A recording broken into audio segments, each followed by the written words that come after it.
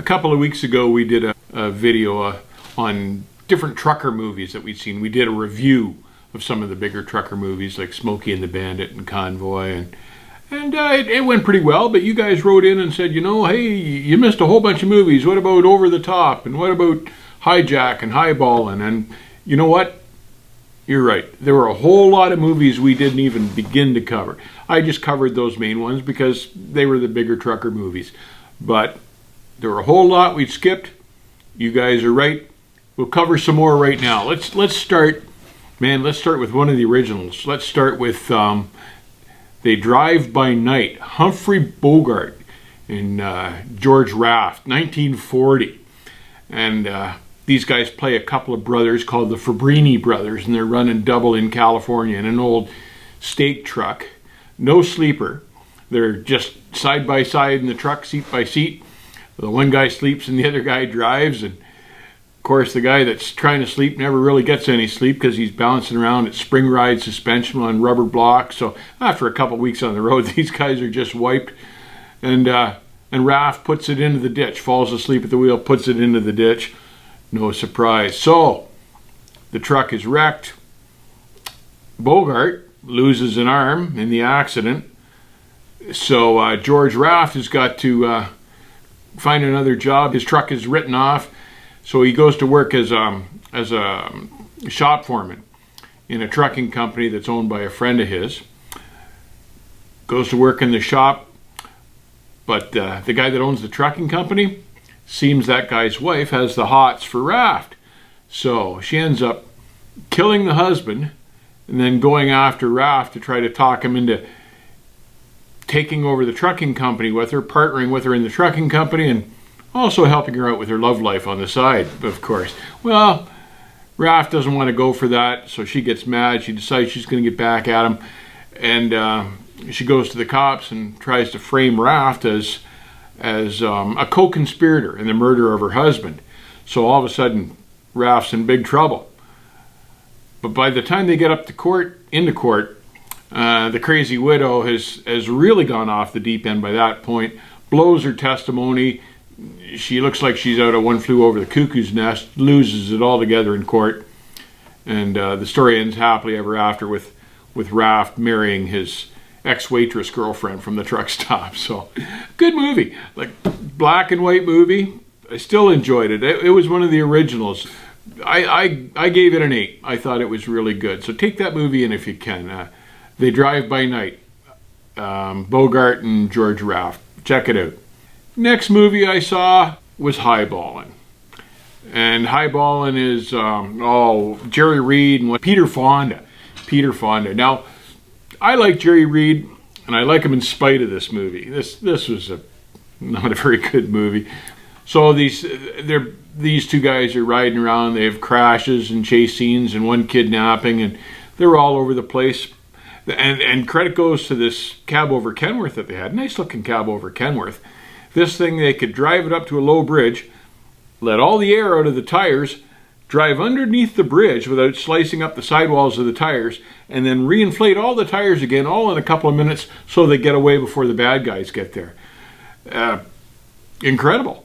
So I thought the whole movie was a waste of time. I was sorry I spent 97 minutes on it. Kathy didn't even bother to watch it. It was so bad, and I rated it a 4. Hijack was a great movie. David Jansen and Keenan Wynn. 1973, not that old. It's a classic. Anyway, these two guys that run Team Buddies get a chance to pull a highly lucrative load, but kind of a secretive load. They don't know what's in the trailer, but whatever it is, it's very valuable. The company that's asking them to pull this load has enough sway that they get Jansen's license reinstated because he's gotten into some trouble and lost his Class 1 somehow. They get his license reinstated, and they even have enough pull to get that truck through the scales when it's overweight.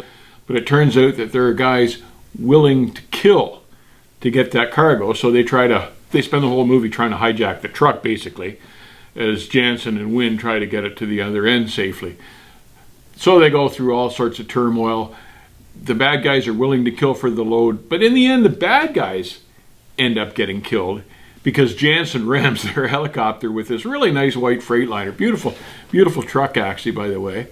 Ends up ramming this white Freightliner into the helicopter, wipes out the helicopter, delivers the load, only to find out that he's been double-crossed by the owner of this company. He was just being used as a decoy, and the real high-dollar load got snuck through by another truck some other place. So they did this all for nothing. They risked their lives, and when Jansen finds out, he's so mad that he cold cocks the owner of the company. That's one of the best scenes of the movie. And you know what? I really like this movie. That is a classic trucker movie. I rated it a 9. Really liked it. I recommend you guys catch a couple of these too, the older ones. They're free on YouTube. They're so darn old, and they're a good watch. So check it out.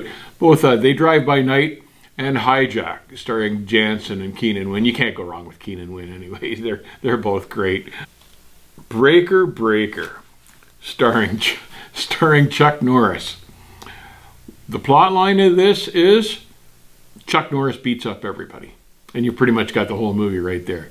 Now, you know, it's a good thing that Chuck can fight, because he can't act worth a poo. It was good if you like that kind of a movie, but there's not a whole lot going on in it other than fighting. So I gave it a 7 because it passed the time, but it wasn't anything I'd recommend to anybody. So, but that was Breaker Breaker, and of course there are a whole bunch of other movies that have cameo appearances of trucks, but aren't really. I wouldn't consider them really trucking movies. Joyride.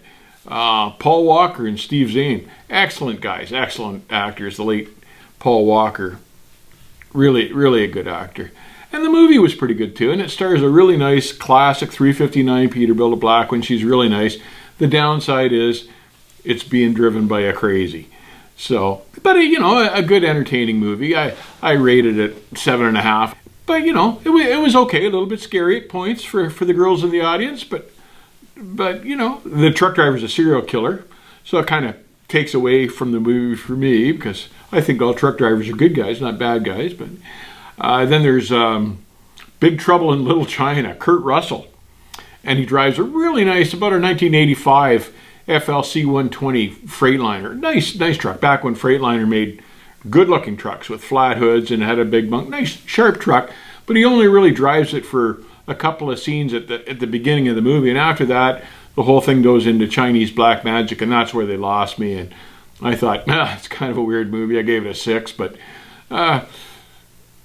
it's okay the first couple scenes to watch the Freightliner, and after that all you're getting is Chinese black magic and karate, and not even good karate at that, because it's just not realistic. So pass on that. Wasn't that great. Oh yeah. Well, and the whole time I'm writing the script for this video, I'm worrying, because a lot of guys wrote in and said, hey, what about Maximum Overdrive? And I'm thinking, oh God, I'd never seen Maximum Overdrive. I'm not a Stephen King fan at all, but I thought, if I'm going to review these movies, I better at least watch it. So I had to fortify myself with a couple of stiff drinks, and Kathy and I sat down to watch this movie. Now, interesting side note, the soundtrack is from AC/DC, and I really like AC/DC. Angus Young actually said that during the production of this soundtrack for this movie, that they spent a lot of time and they did a lot of work on it, and really never made any money on the deal. Stephen King made lots of money. AC/DC really didn't particularly. So the storyline is that a radioactive comet passes over the Earth, and the radiation from this comet gets all the machines to turn against their makers. And all these, particularly the trucks, of course,